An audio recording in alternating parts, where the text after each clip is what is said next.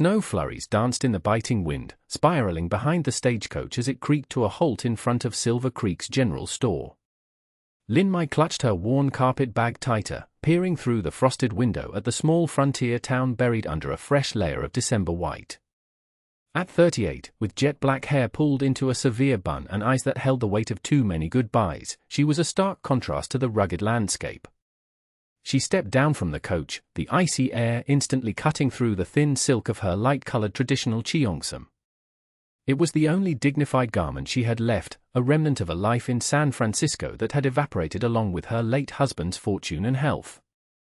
The town stretched before her, a single rutted street lined with buildings huddled against the cold.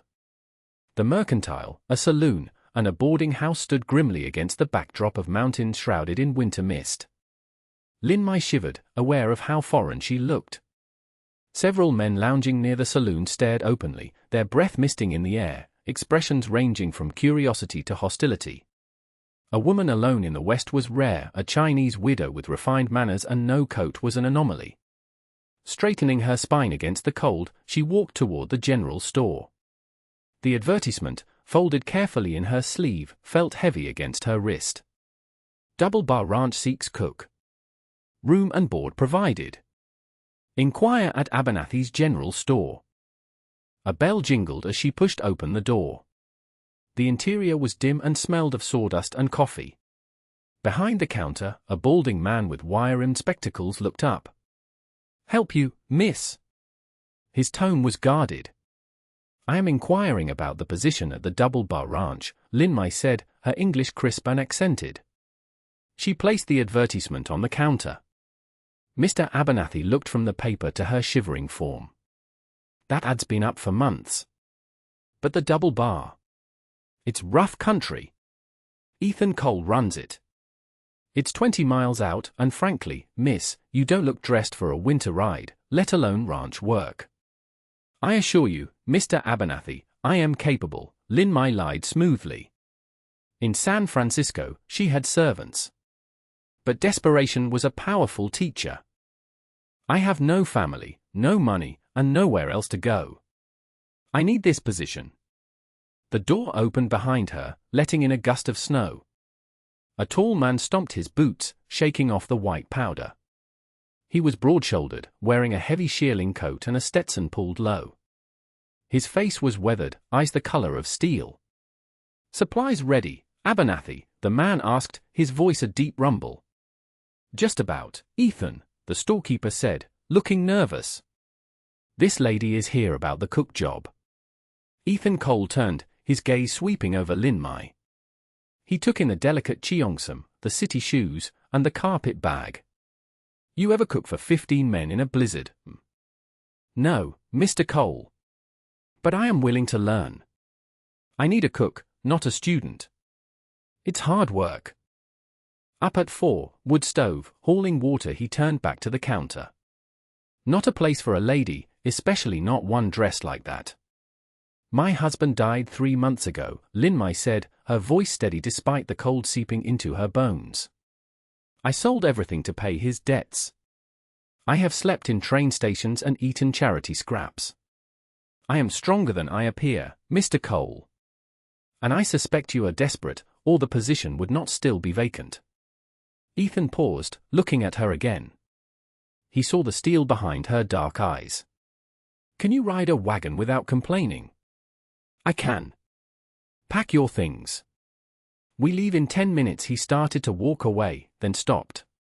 The last cook walked off into the snow because the silence drove him mad. "It's a lonely life. My men are good, but they're rough. They haven't seen a woman in 6 months. You keep to the kitchen and your quarters." "Understood." "One more thing," Ethan said, his eyes narrowing slightly. "You said you're willing to learn. Are you willing to laugh?" "Excuse me." "The ranch. It's a hard place. It breaks spirits. I don't just need food on the table, I need life in that house.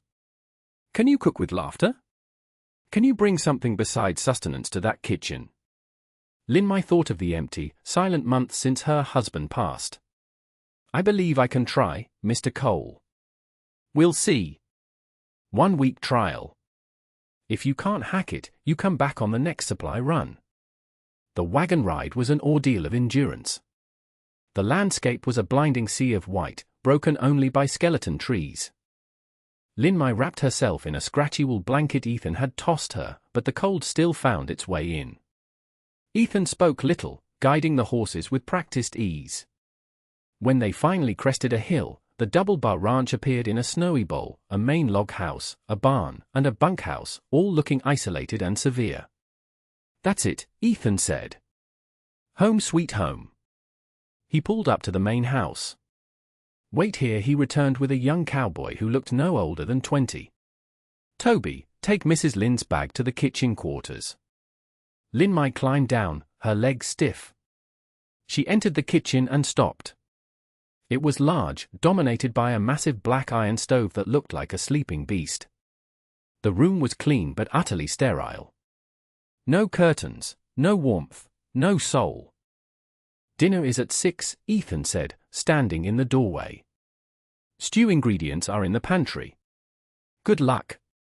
Alone, Lin Mai tied an apron over her cheongsam. She had 4 hours.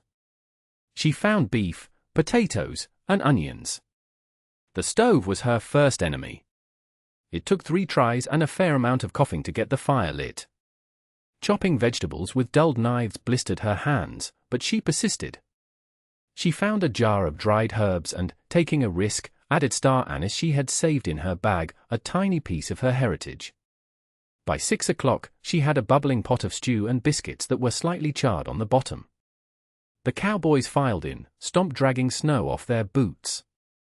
They fell silent when they saw her. "Gentlemen," Ethan announced, taking the head of the table. "This is Mrs. Lin. Mind your manners." The men ate voraciously. Lin Mai watched nervously. Finally, Toby wiped his mouth. "This stew. It tastes different." "Good different. What's in it?" "Just a little spice from home," she said softly. Ethan ate silently, his eyes watching her. Afterward, he approached her at the stove. Biscuits were burnt. "The oven runs hot on the right," she countered. "I will adjust tomorrow." The stew was good, he admitted. But the kitchen is still quiet. Rome was not built in a day, Mr. Cole. Nor is laughter manufactured on command. The week passed in a blur of exhaustion. Lin Mai woke before dawn, breaking the ice on the water barrel. She learned the stove's temperament. She scrubbed the floors and mended the men's torn shirts in the evenings. She was surviving, but just barely. The second morning, disaster struck. She was rushing to prepare breakfast when she slipped on a patch of water she'd spilled. The tray of eggs went flying, and the coffee pot boiled over, extinguishing the fire. "Damnation," she hissed in Cantonese. "Language, Mrs. Lin," Ethan's voice came from the doorway. He was dressed for work, looking amused. "I apologize. I am failing. You're learning." Here he stepped forward, taking the poker. "Bank the coals like this. And for the eggs, scramble them. It's faster and the men don't care about presentation." They worked side by side for a moment, an unexpected rhythm forming. It was the first crack in the wall between them. A few days later, a commotion in the yard drew her out. 2 men were carrying Toby. His face was grey with pain.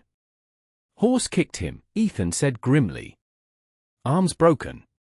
"Bring him to the kitchen," Lin Mai ordered, her voice changing from servant to commander. "I need straight wood for splints and clean cloth." "We need to get him to the dock in town," Ethan said. "In this snow?" "He will go into shock before you get halfway there," Lin Mai argued. "My father was a traditional healer. I can set the bone." Ethan hesitated, then nodded. "Do it."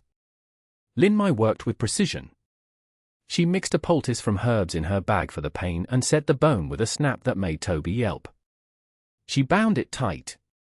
"Keep it elevated," she told the pale boy. "I will make you ginger tea for the pain." Ethan watched her, a look of newfound respect in his eyes. Where did a merchant's wife learn that? My father believed knowledge was better than a dowry, she said, wiping her hands. Well, Ethan said, I reckon you just saved us a dangerous trip. Thank you. That night, Lin Mai served apple pie. She had found the recipe in an old, dust-covered book in the pantry. When she placed it on the table, the tired men cheered. Pie! Toby yelled, waving his good arm. I think I'm in love. Get in line, another cowboy, Gus grunted. Even Ethan smiled, a genuine expression that transformed his face. Not bad, Mrs. Lin. Not bad at all. It is a little tart, she critiqued. It is perfect, Ethan said. And listen. The kitchen isn't silent anymore. She listened. The men were joking, teasing Toby, complimenting the food. The cold room felt warm. You asked for laughter, she said to Ethan. And you delivered. As Christmas approached, the ranch transformed. Lin Mai sewed curtains from spare fabric. She placed evergreen boughs on the mantel. The bond between her and the rancher grew in the quiet moments, morning coffee before the crew woke, evenings where he worked on ledgers and she mended clothes. She learned of his tragedy. His wife and daughter had died of fever years ago while he was away on a cattle drive. He had punished himself with isolation ever since. That is why you hate the silence, she said one evening. It reminds me of what I lost, he admitted, staring into the fire.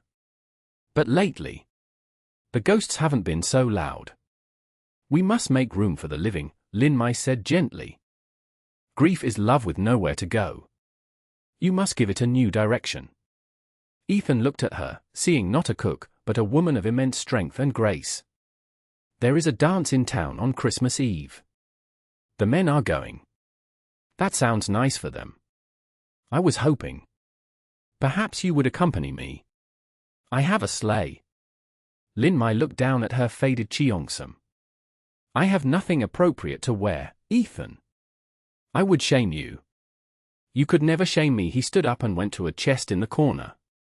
He pulled out a bundle. This is wool fabric. Navy blue.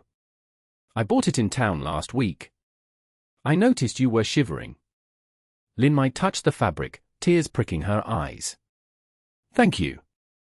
She spent the next night sewing, creating a dress that blended her traditional style with Western practicality, a high collar but with a full skirt and warm lining. On the day of the dance, a blizzard began to roll in. The sky turned a bruised purple. Storm's coming, Gus warned. A bad one. We need to get the herd to the South Valley, Ethan said, his face hardening. Forget the dance. We have work to do. The men rode out. Lin Mai stayed behind, preparing for the worst. The wind began to howl like a banshee. Snow slammed against the house. She kept the stove roaring, boiling water, baking bread, making gallons of coffee. Hours passed. The men returned in groups, frozen and exhausted. But Ethan didn't return. He went after a stray calf near the ridge, Toby said, shivering violently. He sent us back. He is a fool, Lin Mai said, fear gripping her heart. She paced the kitchen. The clock ticked. Midnight approached. The storm raged. Finally, unable to wait, she grabbed a lantern and a heavy coat. Mrs. Lin, you can't. Gus shouted. I am not letting him die in the snow.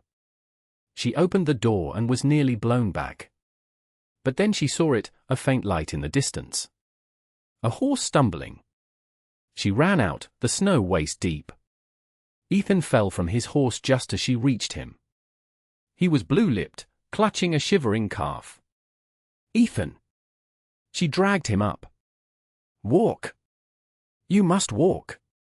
With a strength she didn't know she possessed, she helped him to the porch where the men grabbed him. They got him into the kitchen, stripped off his frozen clothes, and wrapped him in heated blankets. Lin Mai sat by his side all night, rubbing warmth back into his hands, whispering to him. You are stubborn, she whispered. You ask for laughter, then you try to die and leave us crying. Toward dawn, his eyes fluttered open. He looked at her, his vision clearing. Margaret. No, she said softly. It is Lin Mai.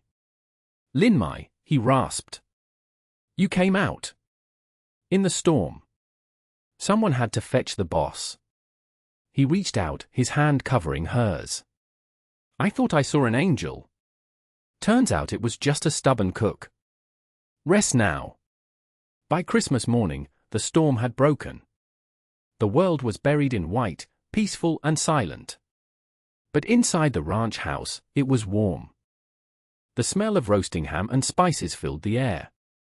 Ethan came into the kitchen, walking slowly but steadily. The men were already there, drinking coffee. They fell silent as he entered. Merry Christmas, Ethan said. Merry Christmas, boss, they chorused. Ethan turned to Lin Mai. She was wearing the navy dress she had made. She looked regal, beautiful, and entirely at home. Mrs. Lin, he said formally.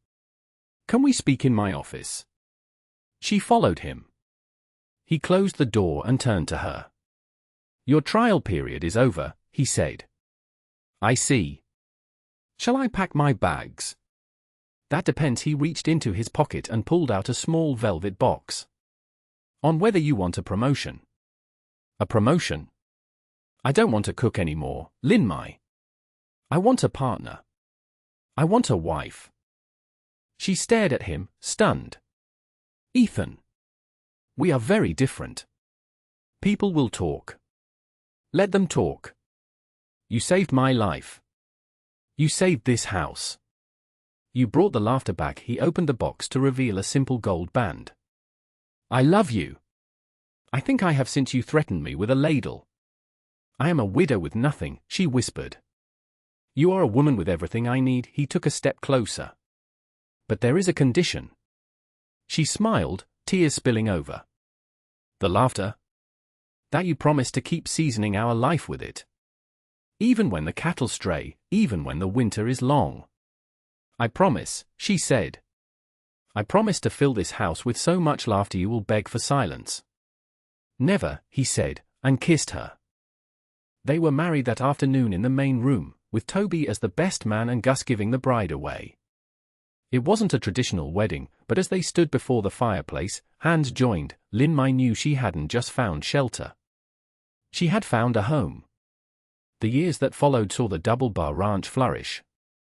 They faced hard winters and droughts, but the house was never silent again.